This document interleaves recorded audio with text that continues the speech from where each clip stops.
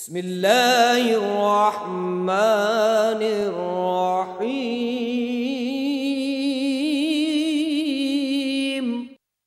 مولاي صل وسلم دائما أبدا على حبيبك خير الخلق كلهم مولاي صل وسلم دائما أبدا على حبيبك خير الخلق كلهم محمد سيد الكونين والثقلين محمد سيد الكونين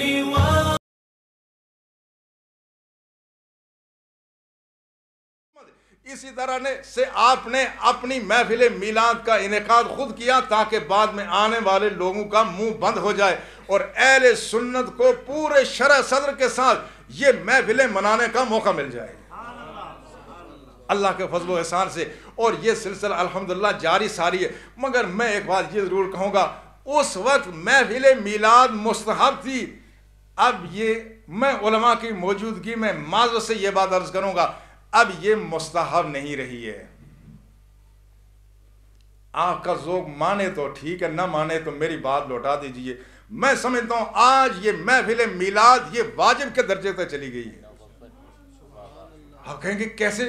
اگر امام جلال الدین سیوطی نے لکھا یستحب لنا اظہار الشکر بمولدہ مستحبت، آپ کیا بات کر رہے ہیں؟ یہ محفل میلاد واجب کیسے ہو سکتی ہے؟ ہاں یہ واجب ہو گئی ہے. اس لیے کہ امام سیوطی اس دور کی بات کرتے ہیں جب کسی کا دن نہیں منایا جاتا تھا، اس وقت بھی رسول اللہ کا یوم میلاد منانا مستحب تھا. آج جب سب بڑوں کے دن منائے جا رہے ہیں، آج اگر رسول اللہ کا دن نہ منایا جائے تو آدمی کا ایمان خطرے میں ہے. قل ان کان آباؤکم و ابناؤکم و اخوانکم و ازواجکم، 8 چیزیں اللہ نے گنوا کے پر احب الیکم من اللہ و رسولہ و جہاد فی سبیل اللہ، یہ ساری چیزیں اگر تمہیں اللہ کے رسول اور جہاد سے زیادہ پیاری ہیں تو اللہ کے عذاب کا انتظار کرو. آج اگر بابا قوم قائد اعظم کا دن منانا ضروری ہے، ملت پر قرض ہے اپنے اس محسن کا جس نے پاکستان لے کر کے دیا، تو آج محسن کائنات کا دن منانا بدرجہ اولا فرض ہے، یہ واجب ہے. آج اگر اپنے دارالعلوم کی 100 سالہ سالگرہ بنانا یہ ضروری ہے، تو آج اس صفحہ کے معلم کی اس یوم میلاد کو منانا ہمارے اوپر لازم ہو گیا ہے. اگر نہیں، اس کا مطلب ہے ہمیں اپنے دارالعلوم رسول اللہ کے دارالعلوم سے زیادہ پیارے ہیں. اس سے یہ ظاہر ہوگا کہ ہمیں اپنے لیڈر، اپنے مولوی، اپنے مسلک کے لوگ رسول اللہ کی ذات سے زیادہ پیارے ہو گئے. اور لا یؤمن احدکم حتی اکون احب الیہ من والدہ و ولدہ والناس اجمعین. رسول اللہ فرمایا جس شخص کو میری ذات اپنے والدین، اولاد، جان سے بھی زیادہ پیاری نہ ہو وہ مومن نہیں ہو سکتا. اب اگر کوئی شخص اس دور میں جب سب کے دن مناتا ہے وہ رسول اللہ کا دن نہ منائے یا منانے میں رکاوٹ پیدا کرے، اس کا ایمان انتہائی خطرے میں ہے. میں بہت محتاط الفاظ استعمال کر رہا ہوں، بہت یہ خطرے کی بات ہے. اہل ایمان آپ مبارکباد کے مستحق ہیں کہ آپ اللہ کے فضل و احسان سے آپ میلاد کا یہ سلسلہ جاری ساری رکھے ہوئے ہیں، اور اس میں کوئی نئی بات نہیں ہے. اس میں عید کا لفظ بھی استعمال کرنا یہ بھی شرعاً بالکل درست ہے. اچھا، لوگ کہتے ہیں عید کے لفظ پہ لوگوں کا اعتراض ہے، لیکن اگر سیرت کانفرنس ہو تو سیرت کانفرنس پر بھی کبھی آپ نے کسی سے اعتراض سنا؟ کہتے سیرت کانفرنس تو ٹھیک ہے مگر جشن میلاد النبی جائز نہیں. اور خدا کے بندو، یہ عید کا لفظ تو پھر بھی عربی لفظ ہے. یہ conference, confer mean to get together and to discuss. یہ کنفر تو لفظ ہی یہ انگلش کا ہے. اگر کانفر سے کانفرنس ہو گیا، کانفرنس کا مطلب ہے ایسی میٹنگ جس میں آپ ایکسچینج آف ویوز ہو، to get advice and to exchange the knowledge. اگر کانفرنس لفظ استعمال ہو تو یہ شرعاً جائز ہے، تو اگر عید لفظ استعمال ہو تو یہ شرعاً ناجائز کیسے ہو سکتا ہے؟ یہ لفظ سب سے پہلے امام ابن حجر عسقلانی نے استعمال کیا، اور ان سے الحاوی للفتح میں امام جلال الدین سیوطی نے یہ کہا کہ قد سئل شیخ الاسلام ابن الحجر عسقلانی ابن حجر اسقلانی شیخ الاسلام سے پوچھا گیا کہ میلاد شریف کے بارے میں آپ کیا کہتے ہیں؟ میں امام ابن حجر اسقلانی کے مزار کا 4 دن پہلے وہاں دیدار کر کے زیارت کر کے میں حاضر ہوا. 100 کتابوں کے مصنف ہیں تقریباً امام جلال الدین امام ابن حجر اسقلانی. ان سے پوچھا گیا، انہوں نے کہا مجھے میلاد کی اصل احادیث ستہ میں ملی ہے. اور وہ کون سی حدیث ہے؟ رسول اللہ صلی اللہ علیہ وسلم مدینہ تشریف لے گئے اور یہودی عاشورے کا روزہ رکھتے. آپ نے پوچھا عاشورے کا روزہ کیوں رکھتے ہو؟ انہوں نے کہا نحن نصوم شکرا للہ، ہم اللہ کا شکر ادا کرتے ہیں کہ اس دن اللہ نے فرعون کو غرق کیا، ہمیں نجات دی. تو فرمایا اچھا ایسا اگر ہے تو پھر رسول اللہ صلی اللہ علیہ وسلم نے 9 اور 10 کا روزے کی بھی تاکید فرمائی اور رسول اللہ نے بھی اس دن کو منایا. فرماتے اس سے یہ معلوم ہوتا ہے کہ کوئی قوم اس پر اللہ کوئی اپنا انعام اور نازل فرمائے یا اس سے کسی عذاب سے بچائے تو وہ قوم ہمیشہ اس دن کو مناتی ہے. رسول اللہ نے مورد تصدیق اس پر ثبت فرمایا. انہوں نے کہا وہ یعاد ذالک کا یہ چیز ہر سال دہرائی جاتی رہے گی. جس طرح لیلۃ القدر ہر سال منائی جاتی رہے گی انشاءاللہ 12 ربیع الاول کا دن اور رات اور بلکہ پورا مہینہ یہ بھی جشن عید میلاد النبی صلی اللہ علیہ وسلم ہمیشہ منایا جاتا ہے. اس پر اجماع بھی ہے اور پہلی صدی سے لے کر کے 14ویں میلاد کے بارے میں تو کوئی اختلاف ہی نہیں ہے. پھر آپ کہیں گے کہ مولانا ادھر ادھر مت جاؤ، پھر یہ بتاؤ کہ اختلاف کس بات پر ہے. اگر ولادت پر اختلاف نہیں ہے، اگر برتھ کی اسٹیٹمنٹ اور فیکچول ہسٹری پر اختلاف نہیں ہے تو پھر اختلاف کس بات پر ہے؟ وہ آپ بھی جانتے ہیں اور میں بھی جانتا ہوں کہ اختلاف میلاد مصطفیٰ کے منانے پر ہے. میلاد پر اختلاف نہیں ہے. سوال یہ ہے کہ میلاد منانا چاہیے کہ نہیں منانا چاہیے، اس کی سیلیبریشن ہونی چاہیے کہ نہیں ہونی چاہیے، اختلاف اس پر ہے نا. خود نفس میلاد پر کوئی اختلاف نہیں. جو لوگ میلاد مناتے ہیں، آپ اور ہم، ہمارے علماء، ہمارے مشائخ، اہل سنت و جماعت، صوفیہ، یہ میلاد مناتے ہیں. ہم میلاد کیوں مناتے ہیں؟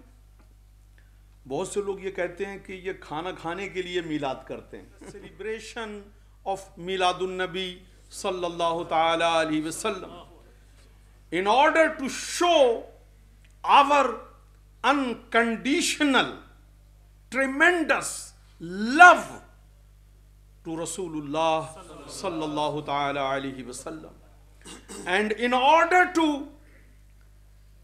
show and express our respect, our honor, our appreciations and our gratitude to our great Nabi sallallahu ta'ala alayhi wasallam, we do celebrate میلاد النبی.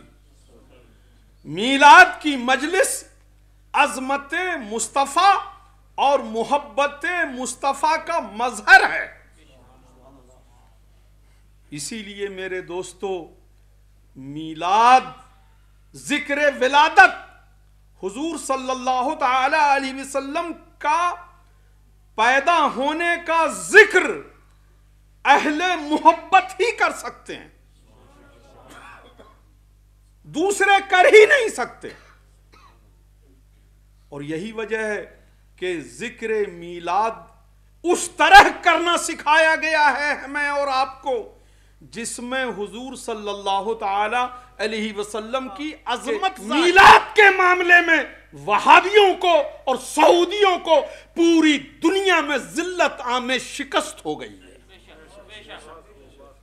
انہوں نے میلاد کو روکنے کے لیے ریالوں کا ڈھیر لگا دیا، کتابوں کا پہاڑ کھڑا کر دیا، کرائے کے مولویوں سے تقریر کرا کرا کے کان پکوا دیے، لیکن میلاد مصطفیٰ کی دھوم مچی ہوئی ہے، مچی رہے گی. تو لوگ دولت سے نہیں بنتے. جس کا کچھ ماحصل مفہوم کچھ اس طرح ہے. اللہ پاک نے ارشاد فرمایا ہے فرمایا کہ قل بفضل اللہ و برحمتہ فبذالک فلیفرحوا هو خیر مما یجمعون۔ اے پیارے، اپنی زبان سے یہ بات ارشاد فرما دیں، لوگوں کو کہہ دیں، لوگوں کو بتا دیں، کیا بفضل اللہ و برحمتہ، اللہ کا فضل مل جائے، اللہ کی رحمت مل جائے تو فبذالک فلیفرحوا، تو اس پر انہیں خوشی منانی چاہیے، خوشی کا اظہار کرنا چاہیے، خوش ہونا چاہیے۔ وہ خیر مما یجمعون، جو انہیں دیا ہے وہ اس جمع شدہ پونجی جسے جمع کرتے ہیں اسے وہ بہتر ہے، یا یہ کہ جو اس پر خوش ہونا جو ہے وہ اس جمع کردہ مال سے زیادہ بہتر ہے۔ تو اس میں اب میں غور کرتا تھا کہ اللہ کا فضل ہے، اللہ کی رحمت ہے، یہ مل جائے تو خوش ہو۔ فلتفرحوا، یہ بھی قرات مشہور ہے، قرات مشہورہ میں سے ایک قرات ہے کہ اس کا معنی یہ ہوگا اللہ کا فضل، اللہ کی رحمت مل جائے تو تمہیں خوش ہونا چاہیے، تفرحوا۔ لیکن اس میں قواعد عربیہ جو ہیں یہاں ہینڈز اپ ہو جاتے ہیں، کیونکہ یہ قرآن ہے، اس کا اپنا اعجاز ہے، اس کا ایک اپنا رنگ ہے۔ وہ کہتا ہے ہر علم جو ہے میرا محتاج ہے، میں کسی کا محتاج نہیں۔ کیسے کہا حضرت نے؟ تیرے سامنے ہیں یوں دبے لچے فصاحہ عرب کے بڑے بڑے۔ یہاں تو دبے لچے ہوئے ہیں کہ اب یہاں قاعدہ یہ ہے، امر کا سیگا اگر امر حاضر کا سیگا ہو تو تفرحوا تا علامت مضارع کو گر جانا چاہیے، موجود نہیں، ففرحوا ہونا چاہیے۔ یہ قرات اچھی ہے کہ اس کے اندر تا بھی موجود ہے، علامت مضارع بھی موجود ہے، اور لام بھی موجود ہے، اور پھر ففرحوا کی بجائے فلتفرحوا۔ یہ عجیب قرات ہے جو قواعد کے مطابق نہیں۔ علامہ علوسی کہتے ہیں یہاں قواعد کو گھٹنے ٹیکنے ہیں، ذرا غور کرو، ذرا معنی کی اینک لگاؤ، ذرا اسرار کی اینک لگا کر دیکھو اس کے اندر سر کیا ہے، اس کے اندر راز کیا ہے، اس کے اندر پوشیدہ چیز کیا ہے۔ وہ پوشیدہ چیز یہ ہے، کہتے ہیں کہ دراصل حضرت ابن عباس رضی اللہ عنہ فرماتے ہیں کہ رحمت سے مراد سرکار دو عالم صلی اللہ علیہ وسلم کی ذات پاک ہے، آپ رحمت ہیں۔ اور فلتفرحوا کی قرات کی پھر توجیہ یہ ہوگی کہ حضرت علوسی فرماتے ہیں کہ تا کو اس لیے رکھا کہ یہ خطاب پر دلالت کرے کہ حاضرین کو لیے، سامنے جو بیٹھے ان سے بات ہو رہی ہے، اور لام جو ہے یہ غیبوبت کی طرف اشارہ کر رہا ہے، یہ بتاتا یہ ہے کہ یہ رحمت کسی ایک کے لیے نہیں، اے حاضرین تمہارے لیے بھی رحمت ہے، غائبین کے لیے بھی رحمت ہے، غائبین بھی اس پر خوشی منائیں، تم بھی خوشی منائیں۔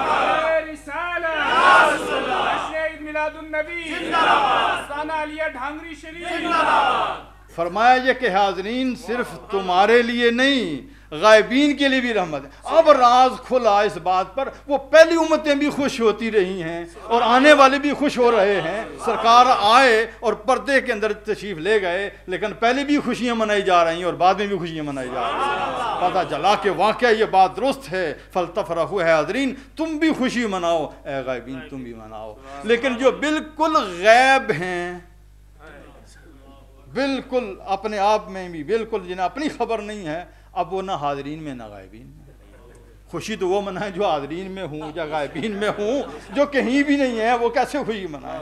ہمیں خوشی کیسے منانی ہے؟ اچھا، فرحت جو ہے خوشی، اب ایک اور بھی سوال